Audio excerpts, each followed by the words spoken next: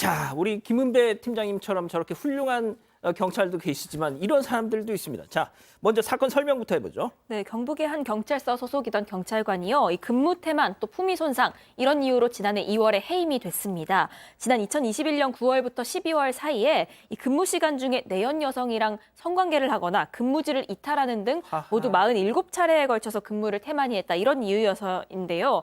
이 해당 경찰관은 또 초과 근무를 하던 중에 역시나 내연녀를 만나서 저녁 식사를 하거나 성관계를 합니다. 그리고 경찰서로 돌아가서 근무를 했다면서 초과 근무 수당을 허위로 청구해서 이렇게 17차례에 걸쳐서 수당 80여만 원을 부당하게 수령하기도 했습니다. 예, 그런데 팀장님, 이게 이제 근무 태만, 초과 근무 수당 허위 청구 외에 또 해임된 이유가 있었다면서요? 있습니다. 이 해당 경찰관이 사실은 2021년 11월쯤 자신의 사무실에요. 경찰관 사무실에서 그 내연녀가 타고 다니는 차량 있지 않습니까? 예. 차량을 경찰에 보면 내부 조회 프로그램이 있어요. 이걸 차량 조회 시스템이라고 하는데 거기에 접속을 해가지고 개인정보를 무단으로 조회 열람했는데 사실은 이걸 하려고 그러면은 허가를 맡아야 되거든요. 그럼요. 개인정보 위반이지 않습니까? 예. 뿐만 아니라 아까 말다시피 그 내연녀하고 뭐 47회 정도 이런 분류를 했었고 또 알다시피 그 초과근무 수당을 17회에 걸쳐서 84만 8,900원 수령했다고 한다면 이건 범죄거든요. 사기라든가. 그리고 이것 때문에 아마 이렇게 징계도 받고 아마 형사처벌도 받을 거라 생각되는데 우리 그 시청자들이 볼 때에 이런 경찰도 있구나 싶은데 이런 경찰관은 극소수입니다. 전체가 아니기 때문에 너무 오해를 안 하셨으면 싶습니다. 자, 그런데 해임됐어요. 그랬더니 경찰청장을 상대로 이거 부당하다 소송을 제기했습니다. 세 번째 사건 체크포인트 짚어보죠.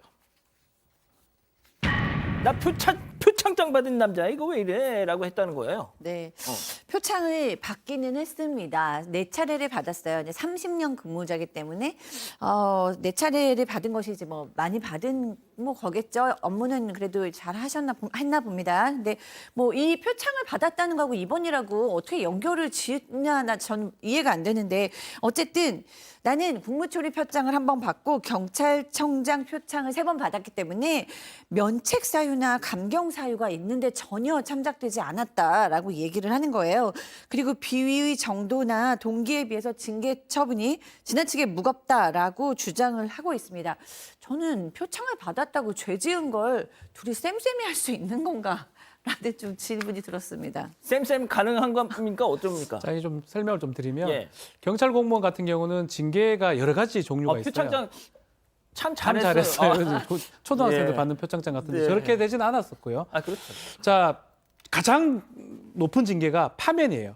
파면, 해임, 강등, 정직, 근신, 뭐 견책 이런 순서로 돼 있는데 이 파면이 가장 안 좋은 거고요. 공직으로 앞으로 5년간 못 합니다. 어우. 그 밑에가 해임이고 예. 또 계급이 떨어지는 경우도 있어요. 강등이 되는 경우도 있는데 이 재판부가 봤을 때는 해임도 중한 징계긴 한데 네가 원래 받아야 될 거는 파면이다. 그럼요. 파면인데 왜냐하면 근무태만도 있고 허위수당 청구 너무 많이 해가지고 비위가 심한데 그래도 표창 받았기 때문에 파면이 아니라 해임이 된 거다. 봐줘서 착각하지 해임이구나. 말아라는 거예요. 봐줘서. 봐줬기 때문에 파면이 아니고 해임이 된 거지.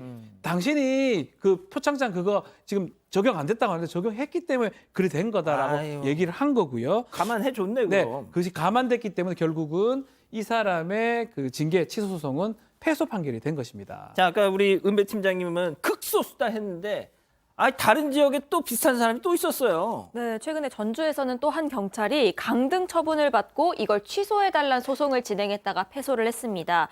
이 해당 경찰은 유부남인데요. 지난 2018년 10월부터 2020년 12월까지 동료 집에서 데이트를 하는 등 500번 이상 부적절한 만남을 지속하다가 적발이 됐습니다. 그래서 강등 징계를 받았는데 이 동료랑 불륜을 저지르던 그 시간에 초과 근무를 또 신청을 했습니다.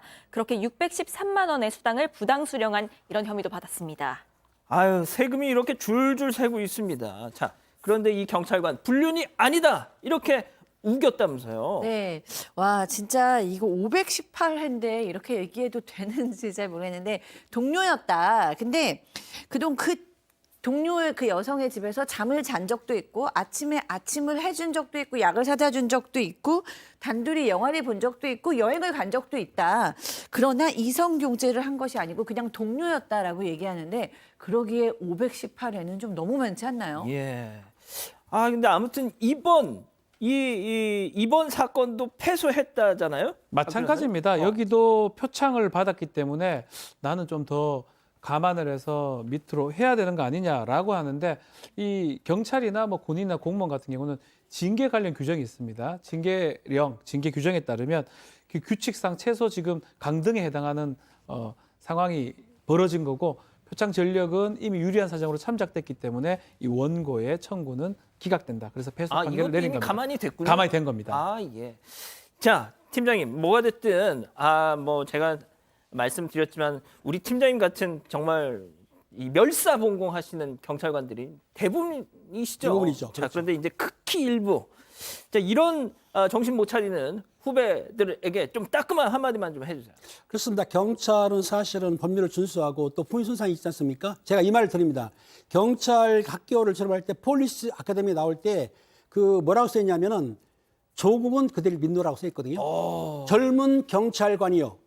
조국은 그들을 믿노라. 조국이 믿으면은 이런 행위를 하면 안 되는 거죠. 그리고 이런 행위했으면 당연히 처벌을 받아야지.